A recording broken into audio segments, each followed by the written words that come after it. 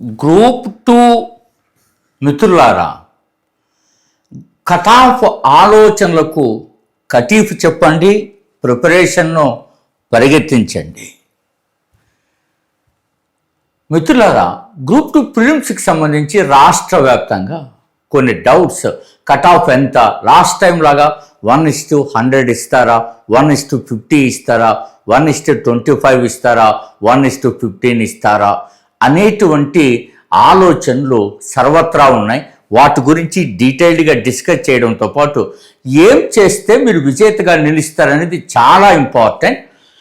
ఈ వీడియోలో మీరు ఏం డిస్కస్ చేయబోతున్నారు, ఏమేం చేస్తే వండర్ఫుల్ రిజల్ట్ వస్తుందో, ఏ సబ్జెక్ట్స్ ఎట్లా ప్రిపేర్ అవ్వాలో, ఏ ఆలోచన ఎలా చేయాలో, వీటికి సంబంధించినటువంటి ఆలోచనలన్నింటినీ మీకు ముందుగా వస్తాయి మిత్రులారా. అందువల్ల ఈ ఆలోచనలను మనం ఏ రకంగా చదవాలో డిస్కస్ చేద్దాం. జనరల్గా అందరూ అనుకుంటూ ఉంటారు, గ్రూప్ 2 మొట్టమొదటిసారిగా ఆలోచన చేయాల్సింది కటాఫ్ ఆలోచనలకు కటీఫ్ చేయమంటున్నా. కటీఫ్ అంటే ఆ ఆలోచన వద్దు అని. ఎందుకంటే సబ్జెక్ట్ వాడు స్పెసిఫిక్గా సిలబస్ ఇచ్చాడు.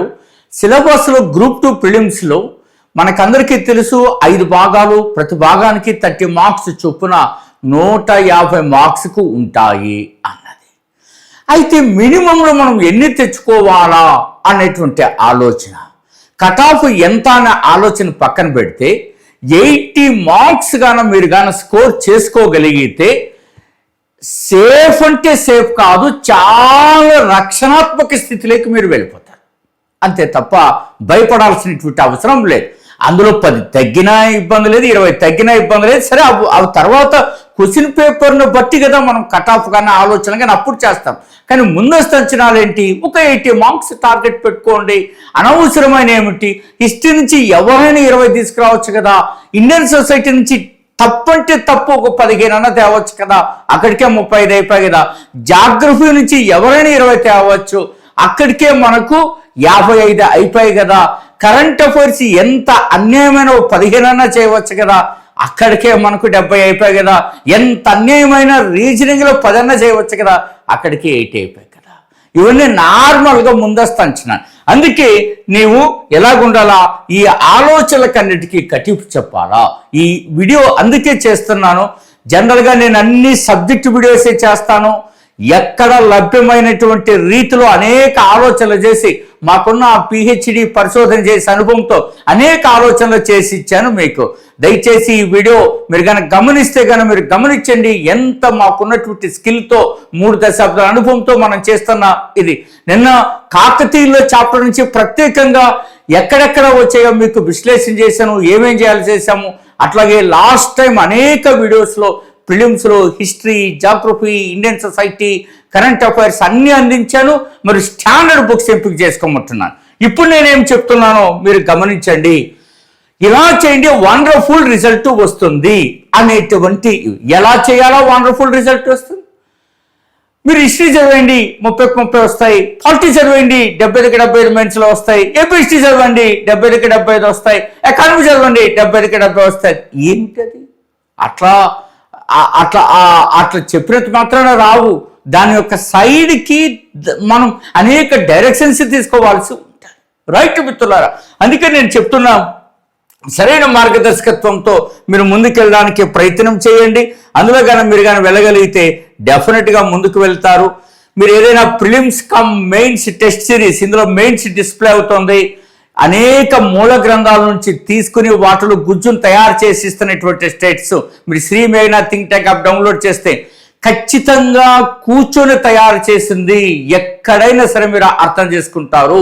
స్టాండర్డ్గా ఉండాలంటే ఒక బిట్టు వస్తుందా లేదా అనేది పరీక్షలో కంటే ముందు స్టాండర్డ్ ఉంటే అదే వస్తుంది. అన్ని విధాల మనం అనేక సంవత్సరాలు ఎక్కడైనా చూడండి, ఎప్పుడు ఏపీ హిస్టరీలో 75కు తగ్గలేదు 2008 నుంచి. అలాగే హిస్టరీలో, పాలిటీలో కానీ, అలాగే రీసెంట్గా పెట్టినటువంటి సైన్స్ అండ్ టెక్నాలజీ కానీ, ఎకానమీలో కానీ ఆ రకమైనటువంటి బిడ్స్ ఎందుకు మనం తెప్పించగలుగుతున్నామంటే ఆ పరిశోధన జరుగుతోంది అన్నది.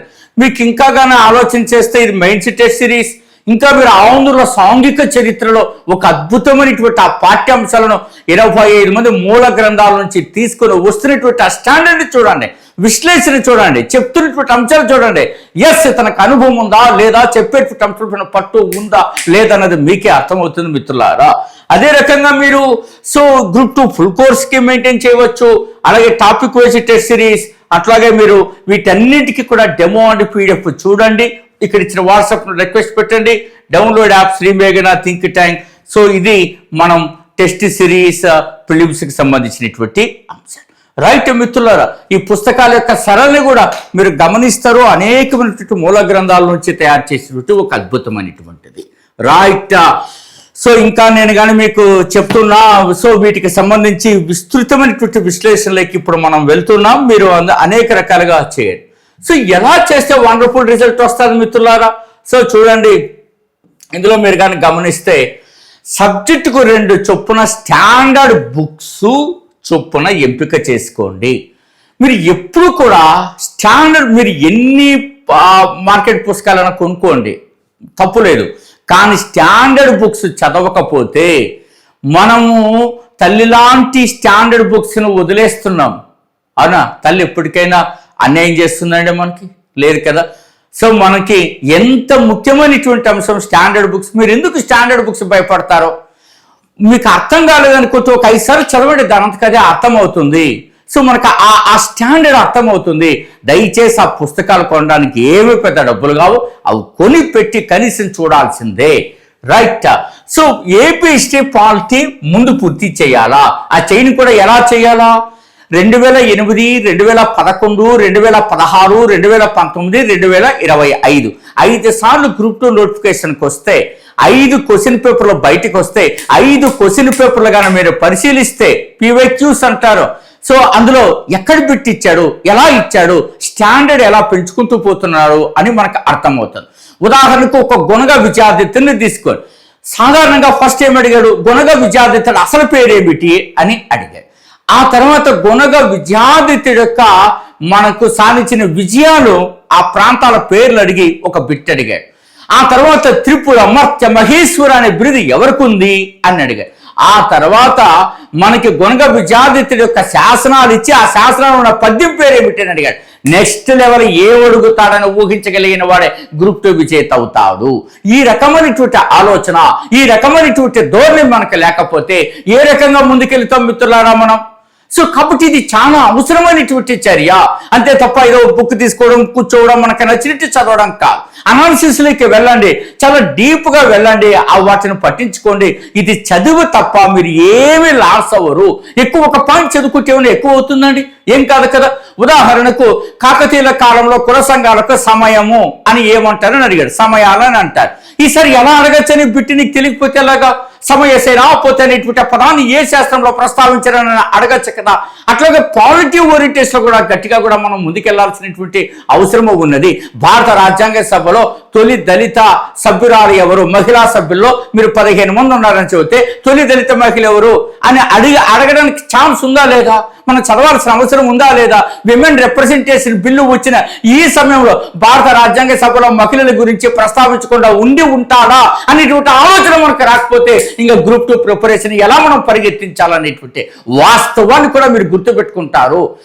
ఎకానమీ SNTలో కూడా కనీసం 2 స్టాండర్డ్ బుక్స్ మీరు అధ్యయనం చేసి ఆ బేసిక్స్ రాసుకొని దానికి కరెంట్ డేటాతో కొడితేనే మీరు మెయిన్స్లో ఉంటారు తప్ప అదర్వైజ్ మనం సక్సెస్ అయ్యేటువంటి ఆలోచన లేదు.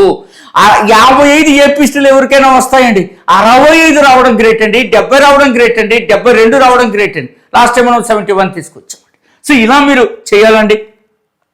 ఇండియన్ హిస్టరీ, ఇండియన్ సొసైటీ, జాగ్రఫీలను మనం పూర్తి చేసేయాలండి.